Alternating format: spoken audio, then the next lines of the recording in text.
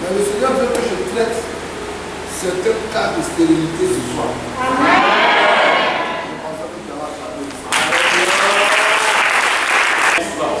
La stérilité. C'est quoi la stérilité? Incapable, pardon, de féconder, ou je dirais, de donner, de porter des fruits. Quand on dit quelqu'un est stérile, c'est une personne qui n'arrive pas à porter des fruits. Amen, amen. Amen.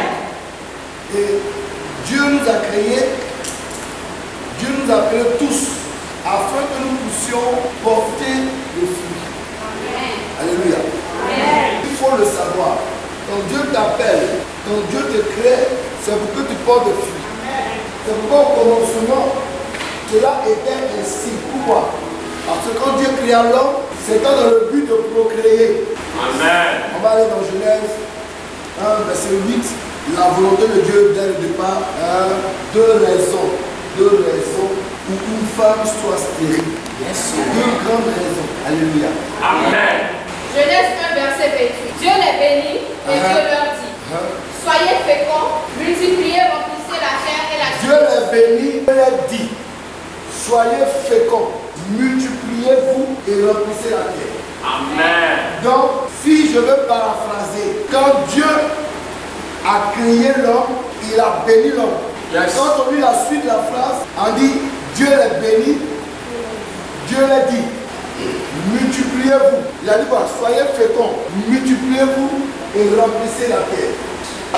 Donc l'objectif pour lequel Dieu crée l'homme, c'est dans le but de perpétuer la race humaine. Amen. C'est dans un but d'une certaine, c'est un but de croissance numérique de la race humaine. Les hommes soient nombreux. Voici la première pensée de Dieu. Dieu dit soyez féconds. Donc la parole que Dieu donne à l'homme et la bénédiction, c'est que l'homme au commencement était fécond. Et l'homme devait se multiplier. Amen. Ça veut dire quoi? L'homme doit aller vers la femme et l'homme, les hommes devaient être nombreux. C'est la parole que Dieu a dit. Il faut faire attention. Quand Dieu a créé l'homme, c'est pour que l'homme et la femme partent ensemble. Aller ensemble avec la femme, c'était pas ça le péché. Quelqu'un dit Amen. Amen. Parce que comment un homme peut aller, comment un homme peut procréer sans aller avec une femme? Quand vous lisez la Bible, la seule personne qui est apparue mystérieuse parmi les fils des hommes, c'est Jésus-Christ de Nazareth. Amen. Parce que sa naissance est aussi particulière. Elle est différente de tous les hommes. C'est pourquoi nous l'appelons Seigneur.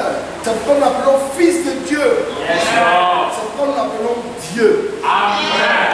Parce que si tu n'es pas sorti de Dieu, ta naissance ne peut pas être ainsi.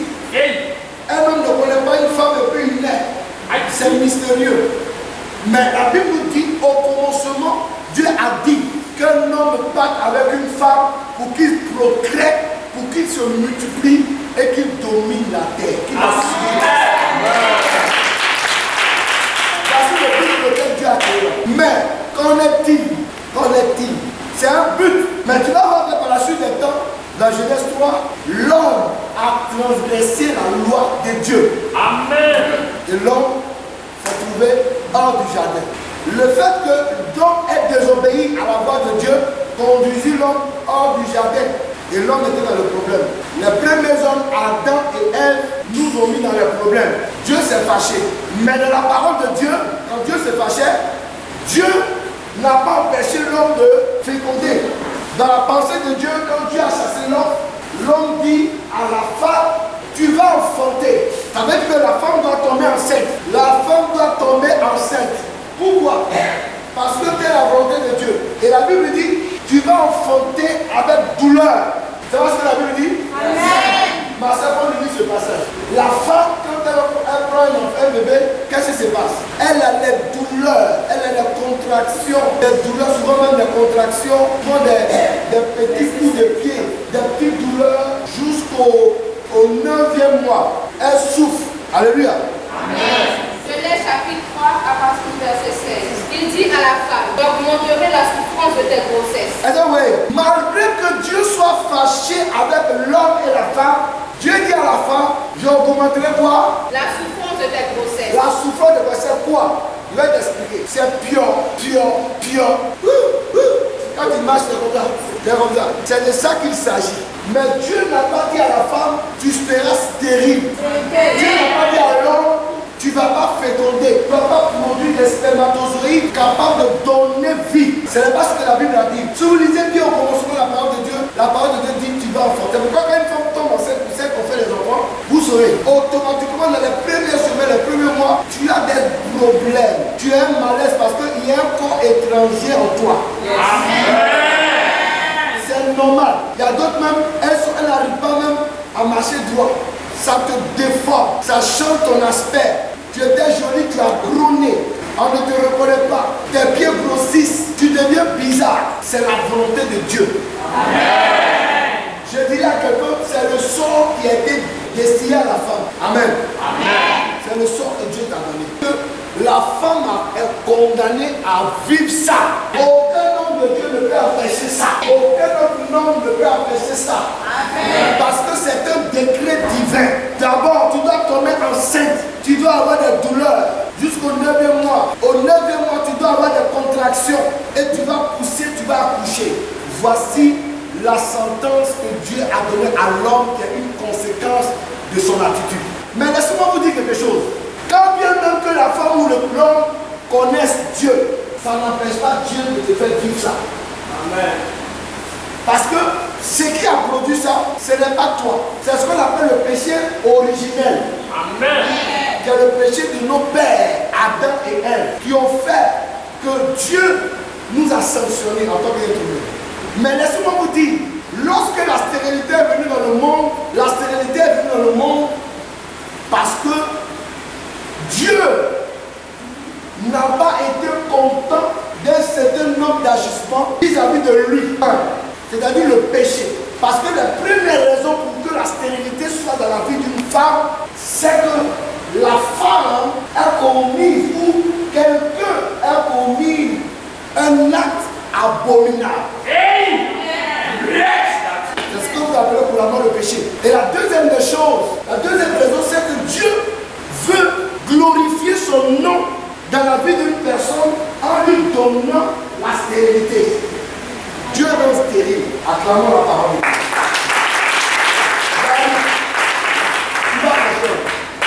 Parce que ces deux raisons doivent rester dans ta tête. J'entends des gens dire, la sorcellerie, ma maman a bloqué mon ventre. Vous n'avez jamais entendu ça? Ma grand-mère a bloqué mon ventre. Elle a fait la sorcellerie. Quand je tombe enceinte, mon bébé tombe, mon enfant tombe. On n'entend pas ça? On entend même des prophètes dire, j'ai vu en vision, j'avais en 3e mois, il y a une femme qui est venue danser sur mon ventre la nuit. Ça veut pas, la semaine dernière, tu as senti des douleurs et le sang est sorti, tu as avorté. Oh, grand prophète. Vous savez, une prophétie là, elle va avec la Bible. Elle ne sort pas du canon biblique. Ce que Dieu n'a pas dit, évite de le dire dans une prophétie. Dis Amen. Amen. Frère, ce n'est pas biblique. J'ai dit à deux choses. Même si tu avais, même si c'était ce cas, on appelle cela quoi? Quelqu'un qui parle, quelqu'un qui danse sur toi, on appelle cela quoi? La malédiction. Mais même si c'était le cas, écoute-moi bien, je vais t'enseigner ce soir. Je vais te dire que ce n'est pas le cas. Parce que la Bible nous dit que une malédiction sans cause est nulle et sans effet. Comment se fait-il que toi, tu aies connu cette malédiction d'une tierce personne qui parle et puis tu n'enfantes pas? Tu dois savoir que il y a quelque chose dans ta vie qui a déplu à Dieu. Sinon, celui qui donne un enfant, celui qui donne la fécondité et celui qui arrache la fécondité à un homme, c'est Dieu. Et Dieu seul. Amen. Je vais t'enseigner ça parce que je n'ai jamais combattu la sorcellerie pour que Dieu donne des enfants dans mon ministère. Dans mon ministère, jamais combattu un esprit. Vous êtes témoin. Et Dieu m'a enseigné cela. Et je viens te dire ça. Pour que des préjugés vis-à-vis des uns et des autres dans ta famille puissent quitter dans ton esprit. Aucun féticheur, aucun sorcier ne peut arracher tes entrailles devant la main de Dieu. Alléluia. Arrêtons de rêver et changeons notre mentalité, c'est tout. Pourquoi j'ai dit le péché? Parce que l'homme désobéit à la loi de Dieu, l'homme pêche. Il y a des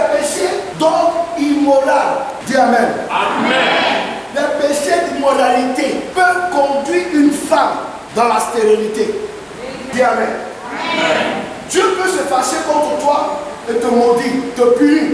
Une femme qui va dans un homme, Dieu peut fermer tes entrailles. Une femme qui va dans marier un homme marié, Dieu peut te punir. Dis Amen bien. Amen. Il peut te punir. Vous savez pourquoi il va te punir? Parce que tu vas rompre la grossesse. Et c'est normal. Qui l'a donné? Qui l'a donné? C'est Dieu qui t'a donné. Mais pourquoi quand tu viens prendre ce que tu viens empêcher ce que Dieu t'a donné, tu viens rompre ça? Tu ne savais pas que quand tu faisais c'était doux? Le peuple de Dieu? Quand tu faisais là, tu ne savais pas que la conscience de ça c'est bébé. Mais pourquoi tu enlèves? C'est pourquoi Dieu t'a rendu stérile. Oui, c'est pourquoi il t'a rendu stérile. Ça, je vais prêcher dessus une autre fois. Mais aujourd'hui, je vais te dire que le péché te rend stérile. C'est pourquoi il y a parmi vous des personnes, vous avez commis des actes dans vos mouvements, votre coupé décalé. Il y a dystrophie. Il y a trop bouché. Tout ce que vous avez fait a provoqué un problème dans ton ventre. Dieu t'a puni. Alléluia. Amen. Parce que la première volonté de Dieu, c'est que tu es des enfants. Mais à cause de ton ajustement, le Seigneur t'a lancé lui-même. Il a fermé tes entrailles. Tu fais tout, zéro. Tu prends tous les médicaments, zéro. Parce que Dieu ne te voit pas responsable. Il te confie ce qui est important, qui est un bébé. Genèse 20, verset 1 à 10. Dis-moi. Suis. Écoutez. Rapidement. Genèse chapitre 1, verset 1. Abraham partit de là pour la contrée du Midi.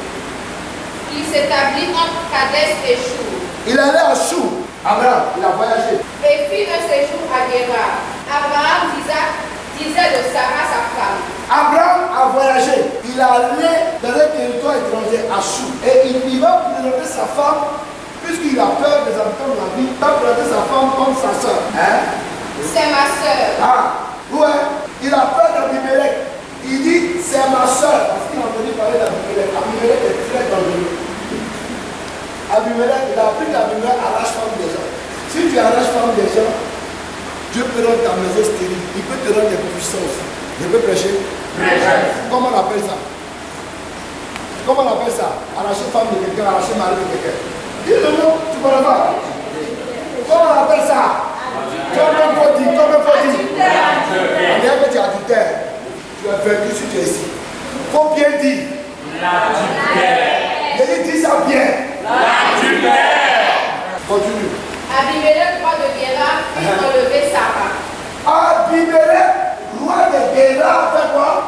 Fit enlever Sarah. Il a enlevé Sarah parce que c'est son habitude. Lui, il ne t'a pas dans le dos. Lui, il te prend sa femme comme ça vis-à-vis parce qu'il est puissant. Malgré ta puissance, Dieu veut te rendre impuissant. Amen. Abimelech est puissant. Dieu dit, il faut rendre la femme continue. Il priera pour toi et tu vivras. Parce que moi, je te dis à mon Dieu. C'est quand lui va intercéder pour toi. C'est un intercesseur. Il est prophète. S'il plaît pour toi, Dieu aura pitié de toi. Mais si tu ne la rends pas, sache que tu mourras. Tu vas mourir. Toi et tout ce qui t'appartient. Amen. Continue. Verset 8. Abimelech se leva de bon matin, appela tous ses serviteurs et leur rapporta toutes ces choses. Et ces gens furent saisis d'une grande frayeur. Verset 9. Abimelech appela aussi Abraham et lui dit, qu'est-ce que tu nous as fait? Et en quoi t'ai-je offensé? Voilà. Il va voir Abraham et dit, mais je t'ai fait quoi? Pourquoi tu n'as pas pu me dire que c'est ta femme? Qu'est-ce qu'elle t'a fait? Et puis tu allais me mettre en parole avec Dieu. Je t'ai fait quoi pour que tu me mettes en parole avec Dieu? Alléluia. Amen. Moi, je t'ai fait quoi? Amen, amen. Amen.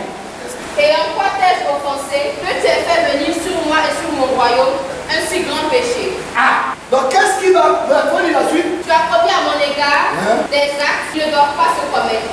Et Abimelech dit à Abraham, quelle intention avais-tu pour agir de la sorte? C'est comme si il avait accusé Abraham. Au lieu de se repentir, il accuse Abraham. Comme dans le jardin d'Éden, c'est toi, c'est pas moi, c'est toi, c'est pas moi. Oh, il allait toucher la femme d'un oin. Alléluia. Amen. Ou le mari d'un oin, d'une oin. Alléluia. Vas-y. Verset 11.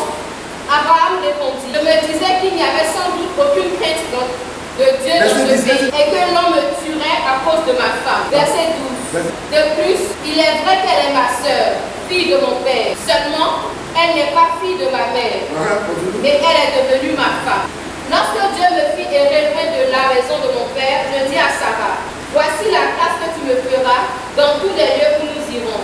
Lui, ça s'appelle sa femme, c'est sa complice. Donc elle dit partout on va là, pour me protéger. Si c'est chaud, il faut dire que tu es ma soeur, parce qu'effectivement, elle est sa cousine. Avant, on pouvait manger sa cousine. Dis de moi, c'est mon frère. Écoutez, vous allez voir. Abimelech prit des brebis et des bœufs, des serviteurs et des servantes, et les donna à Abraham. Il a donné offrande même pour se faire pardonner. Mais regardez ce qu'il a su. Et il lui rendit Sarah sa femme. Il lui a donné sa femme. Verset 15. Abimelech dit, voici, mon pays est devant moi. Demeure où il te plaira.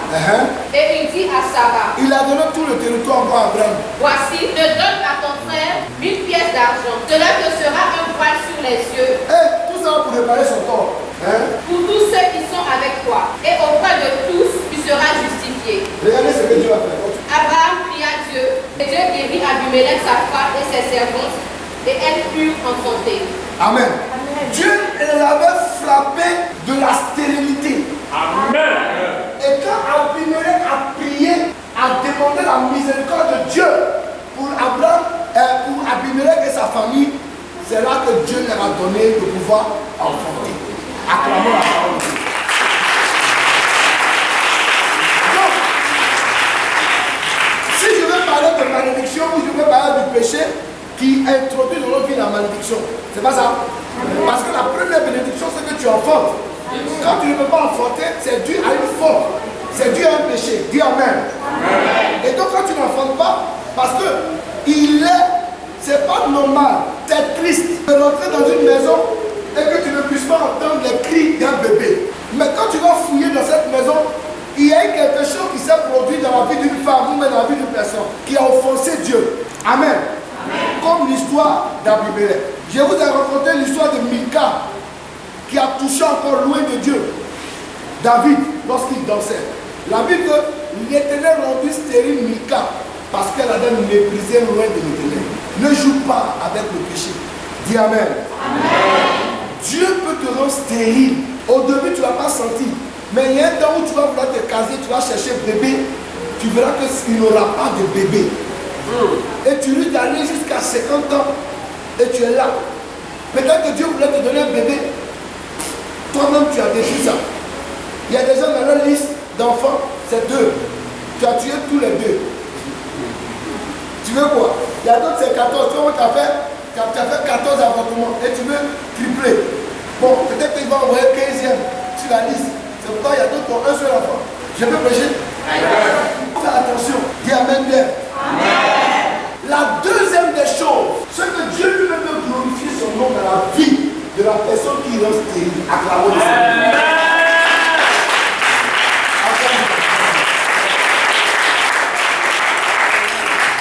Genèse 25, verset 20. Genèse 25. Genèse 25, verset 20 à 26. On va lire l'histoire d'Isaac et de Rebecca. Abraham engendra Isaac.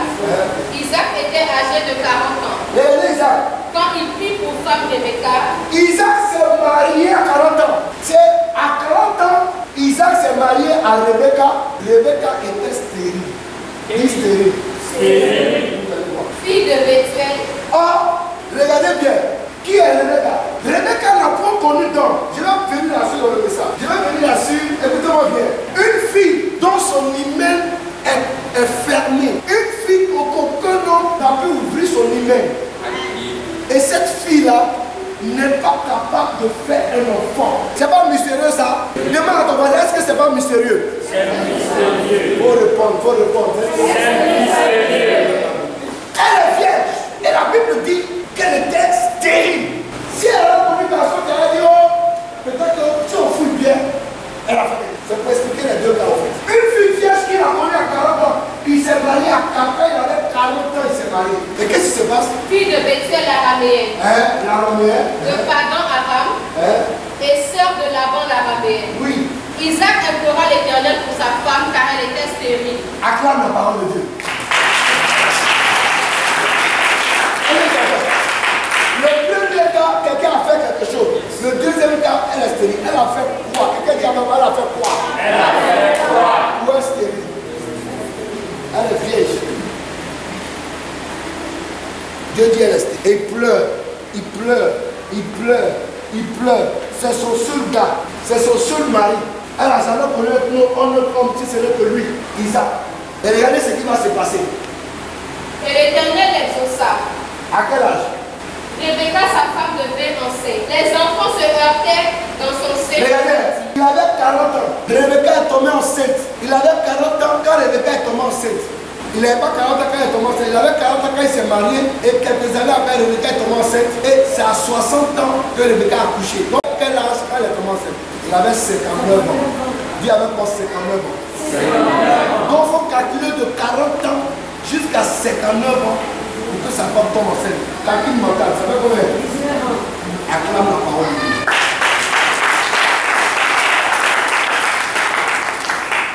Lui, pour lui-même, c'est petit. Pour son papa, c'était 25 ans. Dis Amen. Amen. Pour Abraham, son père, c'était 25 ans. Pour que la promesse de Dieu s'accomplisse. Son premier mari, son premier homme, maman, ils ont fait 19 ans. Prière, je ne priais. Les capros, le kayara, la baba. Les kébrébébé en position de main, sur en position de main. Giflement sur giflement, chutement sur chutement. Pour qu'elle tombe enceinte. Mais elle n'est pas tombée enceinte. On veut pousser sa tête pour qu'elle tombe. Reçoit l'enfantement. Elle tombe, elle se relève. Elle ne tombe pas enceinte. Jusqu'à ce qu'il ait dû, jusqu'à ce qu'il ait 59 ans. Comme on disait la Bible, tout ça c'est important. Donc tu veux te faire vivre le film. Regarde comment ils ont souffert. Peut-être quelqu'un ici, peut-être c'est 1 an, peut-être c'est quelques mois, peut-être c'est 2 ans, peut-être c'est depuis ta jeunesse. Quand tu vas avec un homme, tu n'arrives pas à tomber enceinte aujourd'hui. C'est ton cas. Depuis 40 ans, tu ne tombes pas enceinte. Mais regarde comment aussi quelqu'un qui n'a jamais péché n'a jamais pu avoir un bébé. Alléluia. Amen. Les enfants se heurtaient dans son sein. Il y avait des jumeaux. Je vais dire à quelqu'un. Et qu'est-ce que Dieu a dit avant que je dise à quelqu'un? Et elle dit, s'il en est ainsi, pourquoi suis-je enceinte? Elle est tombée enceinte à 59 ans. Elle dit, pourquoi je suis enceinte? Elle alla consulter l'Éternel. Elle allait chez le prophète. Elle allait chez un homme de Dieu pour voir ce qui se passe dans son ventre. Parce que Dieu lui avait parlé. Dieu lui a montré qu'il y a 2 bébés dans son ventre. Elle allait consulter Dieu pour connaître le sort des 2 enfants. Leur destinée prophétique. Regardez ce qui est. Je vais t'expliquer. Verset 23. Et l'Éternel lui dit. Et Dieu lui dit. 2 nations sont dans ton ventre. 2 nations. 2 grandes nations. Et 2 peuples se sépareront au sortir de tes entrailles. Et quand tu vas accoucher, les 2 peuples vont se séparer. Regardez la prophétie. Un de ces peuples sera plus fort que l'autre. Un sera plus fort que l'autre. Et le plus grand sera assujetti au plus petit. Écoutez, le plus grand sera assujetti au plus petit. Hein? Vas-y. Verset 24. Les jours où elle devait s'accomplir. Ça s'accomplit, regardez. Et voici, il y avait 2 jumeaux dans son ventre. Il y avait 2 jumeaux dont le prophète avait annoncé. Vas-y. Le premier sortit entièrement roux. Le premier était roux. Comme un manteau de poil. Et on lui donna le nom d'Ésaü. Ésaü, il avait les cheveux roux. Un bon garçon, joli garçon. Et le deuxième. Ensuite sortit son frère, dont la main tenait le talon d'Ésaü. Son frère attrapait le talon prophétiquement. Et on lui donna le nom de Jacob. Acclame la parole de Dieu.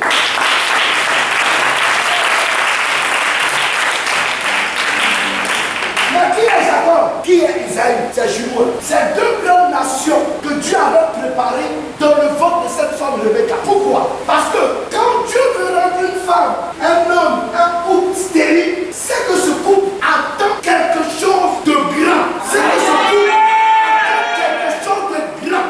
Ça veut dire que Dieu met une grande destinée dans la vie de ce couple. C'est pourquoi Dieu met du temps à leur donner la fécondité.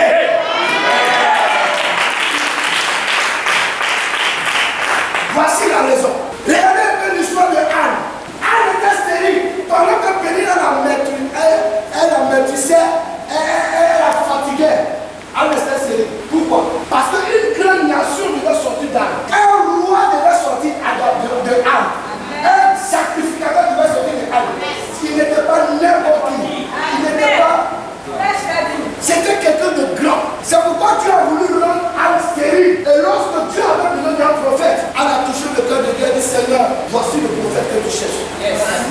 je te le donne. Si tu me le donnes, je te le redonne. Et Dieu a dit, la prière est accomplie. Ton affliction est terminée. Frère, aujourd'hui, si tu viens ici, je vais dire une femme depuis longtemps qui traîne cette souffrance, cette douleur, cette moquerie, ces railleries, ces mépris dans sa famille, dans sa belle famille. Je vais te dire aujourd'hui, c'est parce que tu vas porter bientôt dans ton sein une grande nation, une grande nation.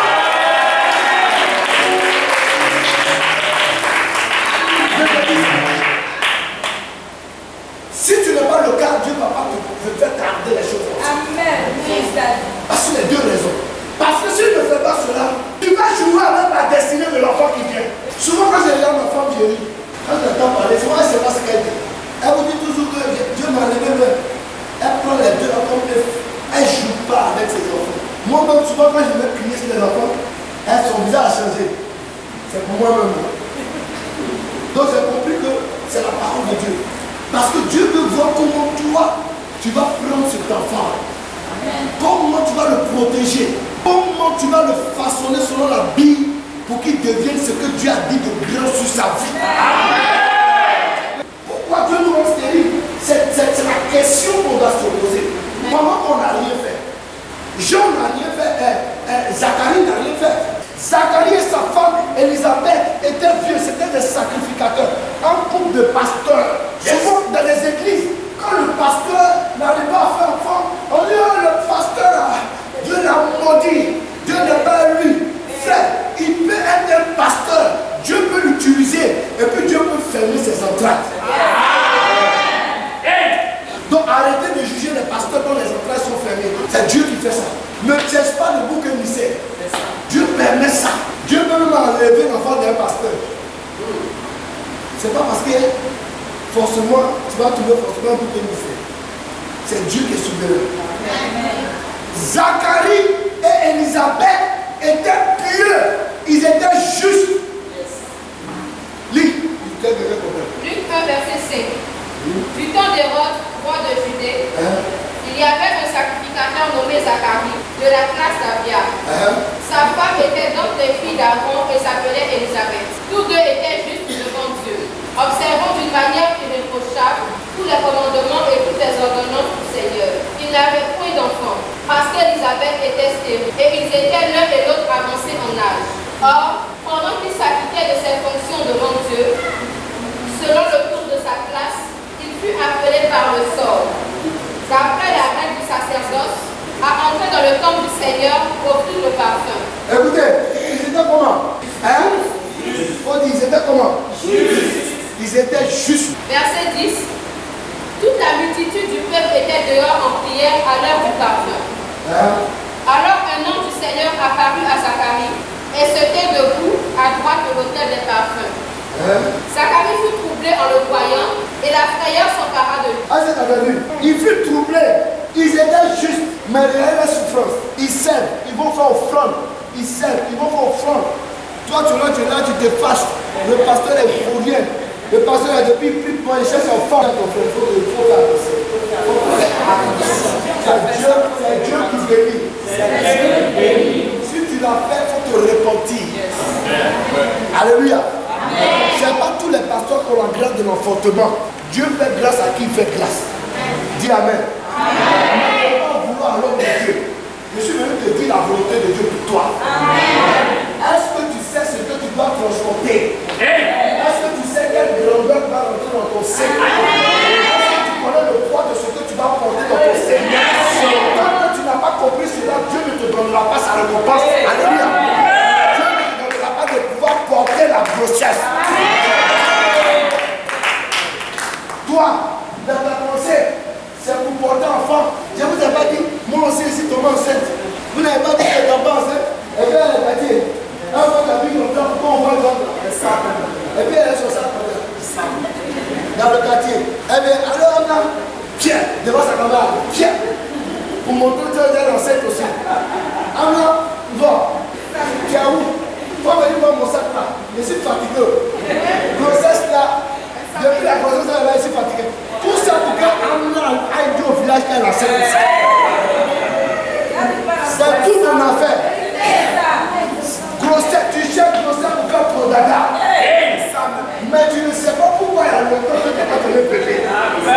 Une mère comme ça, c'est une mauvaise, elle sera une mauvaise mère. Elle va gâter l'enfant négativement. Toi, tu vas penser à donner cadeau. Et l'enfant, quand il grandit, il pense à venir à le voler parce qu'il est habitué à ça. Et comment tu ne vas pas l'éduquer comme le fond, tu vas le gâter. Et demain, il devient un voleur. Il va à l'école, il ne fait pas bien l'école. Dis amen. Tu deviens une mauvaise mère. C'est pourquoi Dieu met le temps pour nous bénir. Parce qu'une mère consciente n'a pas le droit d'enfanter. Dis amen. Donc je t'enseigne, je te dis la vérité. Voilà pourquoi Dieu rend stérile certaines femmes. Parce que tu les vois, elles ont les grosses voitures. Souvent elles sont là comme ça, elles parlent, elles font pitié. Mais si tu regardes bien, si Dieu peut regarder, c'est des mauvaises personnes dans le fond. Dieu, il est juste. Parce que tu vas te donner un président et tu vas le mettre dans, tu vas le traiter demain, va aller dans un fumoir. C'est ce que Dieu veut? Non. Est-ce qu'il sera président? Non. Dieu veut mettre un prophète et tu vas l'abandonner. Regardez-moi par exemple. Moi j'ai grandi comme ça avec ma grand-mère. Alléluia. Ni n'était la volonté de Dieu. Aujourd'hui, je serais raté. Pourquoi? Parce que c'est important l'éducation d'un enfant. C'est parce que Dieu savait que j'étais un prophète d'une certaine envergure qu'il m'a gardé de la mort. Sinon on est rentré dans le coin, on ne doit pas rentrer. Dieu nous a gardé. Ce n'est pas l'éducation qui nous a permis de quitter. C'est la grâce de Dieu.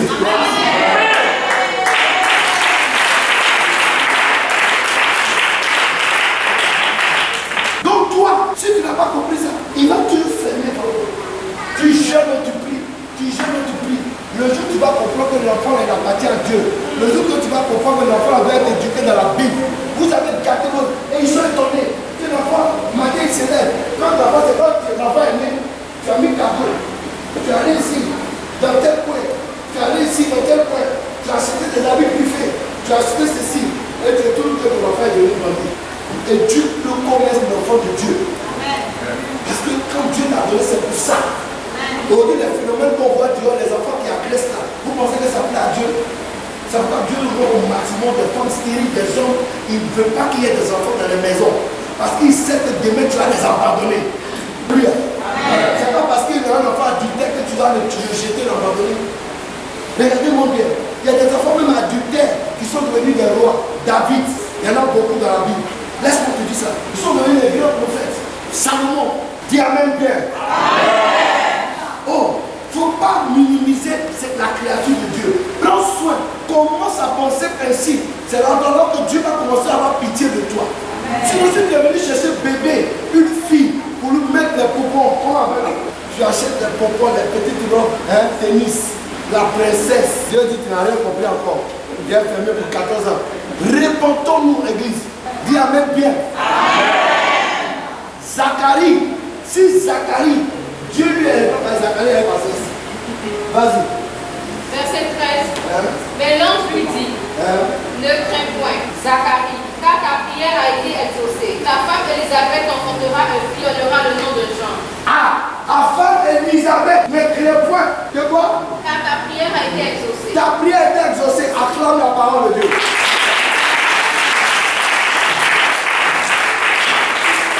Elle va enfanter un fils et tu lui donneras le nom de Jean. Il sera pour toi un sujet de joie et d'allégresse. Vous voyez la prophétie. Jean sera pour toi un sujet de joie et de l'allégresse. Bébé pour lequel tu as prié là. Est-ce que quand vous priez de bébé là, vous cherchez prophétie si bébé là?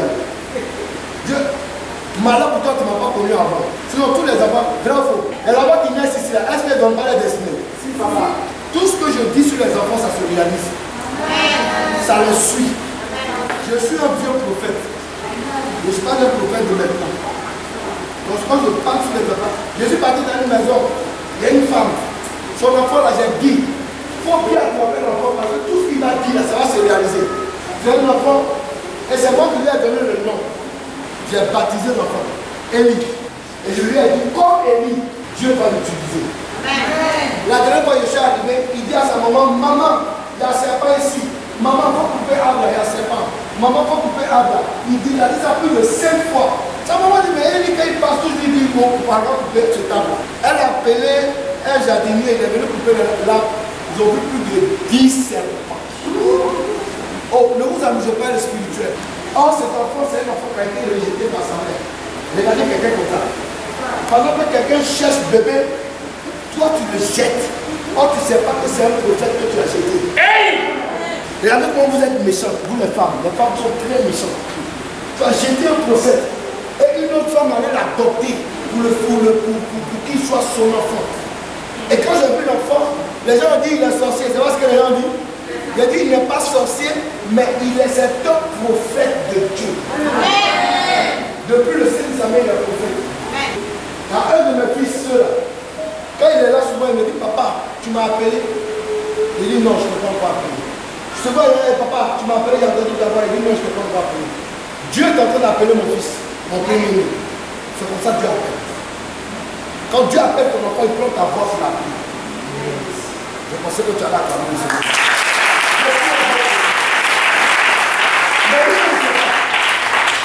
Ne jouez pas avec les enfants que vous avez, frère, ma soeur. Si tu veux que Dieu te bénisse, il faut faire attention à ta manière de réfléchir et de penser.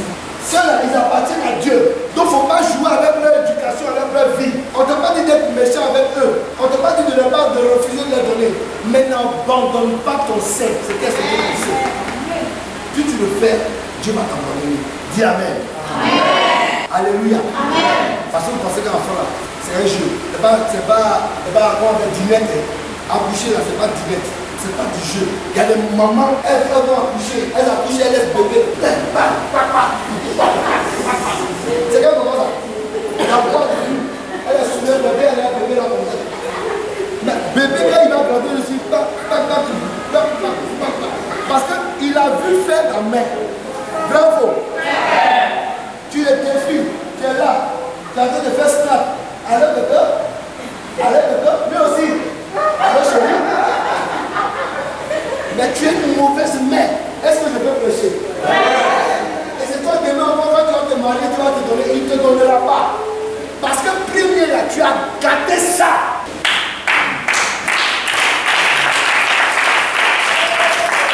Alléluia. Tu as gâté. C'est-à-dire nous sommes des modèles. Avant que ton enfant change, c'est sur toi qui vas copier. Les gars, les beaux, les mamans, quand il dit les gars, il n'y a pas de jeunes. Les beaux, il n'y a pas de jeunes filles. Les mamans, écoutez, c'est une vérité, je vous dis. C'est pourquoi, quand je suis avec mes petits, je parle avec eux comme mes amis. Quand ils te comptent, je prends le manteau de papa. Tiens, papa m'a plus faire. Marche selon la volonté de Dieu. Sois un modèle. Pour que lorsque Dieu va te donner, toi aussi tu pourras l'éduquer selon le modèle que toi tu es.